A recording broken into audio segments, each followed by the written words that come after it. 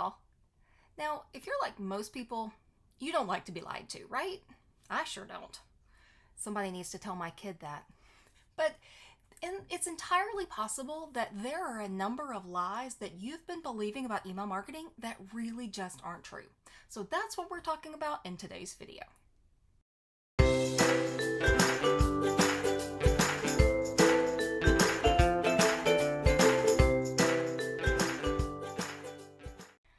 Okay, so I've been talking to some folks. I've been doing some research, and I've compiled a list of seven lies that you have probably been believing about email marketing that just aren't true.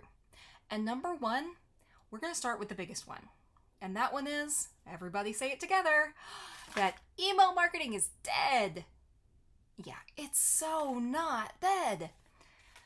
Now, I will be the first one to say that if you believe email marketing is dead and that is causing you to not market via email, you're right. Your email marketing is dead. But email marketing in general is not dead. But it does take time, effort, and patience because it is a long game. Now, it's not a forever long game, but if you take the time now to build up your email list, you will actually, and let me stop there. Build up your email list and then continue to communicate with them and build relationships through your ongoing email nurture. That's the key. You probably will start seeing a pretty significant ROI out of your email. You know what the general consensus is for the ROI that you can get out of email marketing? Depends on who you talk to, and everybody's different. That's my caveat. But the word on the street is 42x ROI. That means for every $1 you put into your email marketing, you'll get $42 back. Y'all, there is nothing that returns any kind of returns like that. I mean, really, you can't invest in your money for returns like that, right? So email marketing is A, not dead, and B, is absolutely something that you need to take the time to learn about, invest in, and participate in as a business owner so that you can grow your relationships with your customers and potential customers. All right, number two is something that I see a lot of people talking about, and it really is kind of a mindset thing. And that is that in order to be a good email marketer, you have to be a good writer. And I'm putting good writer in quotes there because that's really relative to your current context, right? I run into a lot of people who will say something like this to me. Oh, Lindley, I'm a terrible writer. Like, I always got C's in English in high school. Okay, that may be true. I'm not arguing that point. However, you're not in high school anymore, and you're not being graded on your emails. So, first of all, let's throw that idea of being a bad writer out the door. The audience is different. The vehicle is different. You are different than you were when you were being graded on your 5-paragraph essays in high school, right? So it takes a different skill set to write emails, effective emails, engaging emails, than it does to write an academic paper. That's not what we're doing anymore. So the whole context has changed. So if you've been telling yourself that you're not a good writer and that's why you don't want to write emails, take a second to step back and ask yourself, are you really not a good writer, or were you just not a good academic writer? And by the way, my guess is you probably can craft copy and stories and excitement in your words, even if you don't think you can. I betcha. All right, number 3 is something that a lot of people believe, and I think it contributes to the feeling of overwhelm and that analysis paralysis, right, that we get that just stops us in our tracks. And that lie, number 3, is that you need to email your list every single day. Now, I'm not going to tell you to not email your list every day. If you are currently doing that and it's working for you, go forth and conquer, my friend. That's great. I'm on some people's email lists where they actually do email every day. And that's the expectation that they have set. And that's just the way that they communicate. They don't communicate much in their Facebook group. They don't communicate much via social. It is primarily through email. Now, it stands to reason here that that would make sense because these are email marketers. So that is the thing that they do. But you don't need to email your list every day. In fact, if you have a brand new list, or if you've been really working to grow your email list lately and all of a sudden you start sending 100 people an email every single day, you are probably going to get flagged as spam by most of the inbox providers. Just because that is such an unusual turn of events, if you will. So don't feel like you have to email your list every day. My recommendation to all of my clients is that you work towards emailing once a week. Now, that may be at first that you email once if you've never emailed your list before. And maybe that turns into once or twice a month. And then you can kind of work up to emailing every week. But if you can get into a regular weekly cadence of emailing your list, that'll do a couple of things that are very, very good for you and your business. Number one, you will sort of train your subscribers to expect an email from you on a regular basis, right? So subconsciously, they'll be looking for your email, especially if you send it like the same day every week. For example, for as long as I have been receiving her emails, Amy Porterfield sends an email about her podcast every Thursday. Now, that doesn't mean that she never sends any other emails, but I know that that podcast email is coming every Thursday. And that is, for me, as a consumer of her information, of her training, of her knowledge, that's really helpful because that kind of gives me what I want directly in my inbox exactly when I expect it. What a win, right? Now, if you aren't ready to commit to a specific day, that's fine. I totally understand. I haven't managed to get that kind of cadence down myself, emailing my own list. Which, if you're interested in being on my email list, check below. There are a number of lead magnets and freebies that you can get your hands on, and then you'll be on my email list and you'll get to hear from me. Check the description below. But also, that it keeps you on their radar, right? So that if somebody's not ready to purchase from you right now, that's okay. They may be ready in 6 months. They may be ready in 6 weeks. Maybe they'll be ready in 6 days, but as long as you stay on their radar and you stay valid in their world and you don't just pop up every 6 months, they're going to think about you when they are ready to purchase whatever it is you're selling, right? So if you're a travel agent, I'm not ready to book a vacation right now, but when I get ready, it's going to be the person who has delivered great value in my inbox every week consistently that I'm going to be the one to pick up the phone and call, right? I'm not going to go to Google if I have a name or if I have an agency name in my head. So number 4 is that you should sell in every email. And, I think the email marketing world is split on this. I don't necessarily think you should sell in every email, but it kind of depends on what you mean by sell, right? Should you do a hard sales pitch in every email? If you do, you do you, boo, but that is probably going to turn off a lot of your customers because it's going to feel like the only reason that you value them as subscribers is to get your hands on their money, right? And that's not the feeling that we want to create with our email subscribers. So I wouldn't say do a hard sell in every email, but there are a lot of ways that you can make your content available, make your products and services available to people without it being a real hard pitch, right? I do believe in having a call to action in I'm going to say every email. There are some exceptions. But in just about every email, you need to give them something else to do to take that next step towards you, right? So maybe that's following you on social or checking out, your latest TikTok, right? Maybe it's your latest YouTube video or a YouTube video that you published a while ago that you wanted them to get a chance to see in case they missed it, right? So it doesn't have to be a sale that you are trying to push, but you can think of it as a conversion, right? You want to give an opportunity for conversion in just about every email. Now, you don't necessarily have to do that by creating your entire email around the thing that you're trying to get them to do. You can, but you don't have to.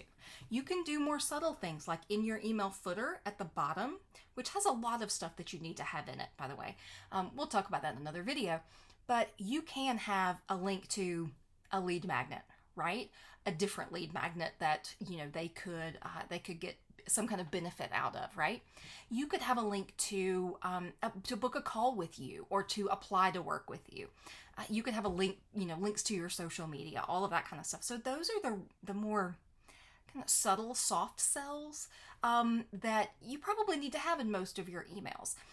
I really recommend having one core primary call to action in, I'm going to say, all of your emails because it does a couple of things. It lets them take that next step towards you, but it also gives you a lot more valuable feedback from your email service provider, right? Or through your email service provider.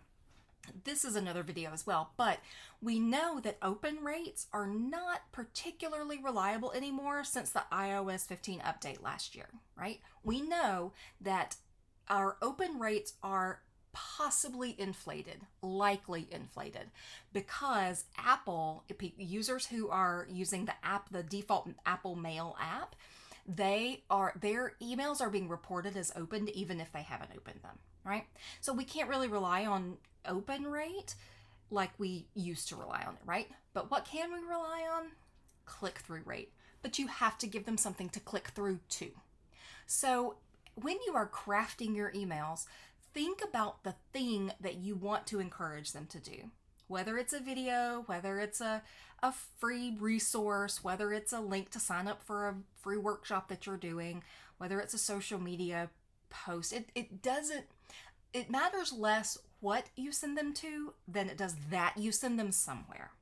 So every email really does need to have a call to action, but that action doesn't need to be a purchase, if that makes any sense. All right, the fifth lie that you may have been believing is that you really should focus on either email or social media, not both. And a lot of people feel like they don't have the bandwidth to do both. So they pick one, and they pick the one that seems easiest, right? Because you're on social media all the time. You just throw something out there, right? Here's the thing about email and social. With email, you can be much more confident, I won't say sure or positive or guaranteed that your email is going to get in front of your subscriber, but you can be a lot more confident that it is as opposed to social media, especially if you're using Facebook pages, which don't really have a lot of reach. So it's really not an either or, it's a both and. But here's the thing. Your emails don't have to be completely and totally different and unique from your social media posts, and vice versa. You can absolutely leverage your social posts for emails or your emails for social posts. It's okay. Don't feel like people will look at you going, oh, look, Lindley's lazy because she just sent this to her email list and then she posted it on social. Nobody's going to say that, and if they do, so what? You don't need to create unique content for every platform. And if somebody is telling you that you do, oh God, please stop listening to them, because it's just not true. So yeah, email and social, that's the ticket. We talked about this a second ago, but the sixth lie that most of us at least have heard, if not are fully believing in, is that email isn't effective because of the iOS changes. And that really, in some ways, it's not that it's not true, but like I mentioned, it is not necessarily it's not necessarily what you need to be focusing on in terms of open rates and, well, in terms of your metrics and engagement for your emails, right? Open rates have never told the whole story, but now they're really telling a lie. I mean, a falsehood story, and because they're telling you that people are opening your email that aren't actually opening your email. So it's not that email isn't as effective, it's that it's not as easy for us to measure how engaged our email users are with these iOS changes. Now, there are some things coming down the pipe. I literally just saw in one of my clients' active campaign accounts that there is now, you have the ability to see the Apple privacy protection or mail privacy protection from Apple in your reporting. So you can see how many of those people were that opened your email were actually doing so under the Apple mail privacy protection. So more to come on that. I want to do some more reading on it, but it's not, you don't throw the baby out with the bathwater just because iOS made those changes last year. We're still seeing effective email marketing all over the place in all different industries and all different devices. And finally, one of the other big issues that I see people having with email is they have this idea in their heads that you can't track conversions or effectiveness of email. And it doesn't work like Facebook ad pixels or anything like that, right? But there is absolutely plenty of ways that you can track your conversions or the effectiveness of your conversions or of your emails without having to bend over too far backwards. Some of that can come through Google Analytics by using links to your content, say on your website, with UTM codes, right? So if you had 100 people click this link, you can track that they actually did so out of your email as opposed to social media or a Google search, something like that, right? There are other things that you can do, like link click actions in platforms like ActiveCampaign, and everybody calls it a little bit something different, but you can track right in your email platform what people have clicked on. You can see in your reporting what people have clicked on and who has clicked on the different links in your email, which is a really interesting read, by the way. Go dig around in your metrics and see if you can start seeing some patterns in what people are clicking on and who actually is clicking on it, because it can be interesting. The other thing is, and this kind of goes back to what we were talking about in terms of and having a call to action in every email. If you don't have a call to action, you're right, you really can't track conversions or the effectiveness of your email because there's nothing for them to convert. It's nothing that they can take action on. In order to have a conversion, your subscriber, reader, social media follower, whatever, they have to have an action that they can take in order to convert. So if you're not asking them to take an action, they're not going to convert to anything. So it's going to look like your email marketing isn't effective, but that's not necessarily true. So that's why calls to action can be a really important piece of your email marketing program. And by program, I mean like strategy and all of that, not the actual software program. To make sure that what you're doing is actually working, you definitely need to be paying attention. But remember that effectiveness and conversions are not really trackable with something like just your open rates. You really need to look at click-through rates. You really need to look at using UTM parameters if you're sending them to content on other sites, and that sort of thing. Okay, so what do you think? Any of these sound familiar? We went over 7 different lies that are floating around out there that a lot of us have been believing. And maybe even, you've had the experiences to sort of confirm those lies. But if you sit back and really look at your content and the strategy that you have been using or you have been studying up on in email marketing, you'll notice that these things are really not true, and you can absolutely make a huge impact on your business and on your subscribers and your potential customers and clients through email marketing. If you want more information, if you want to know how to work with me, all the information is down there in the description, and I'll see you in the next video. Thanks.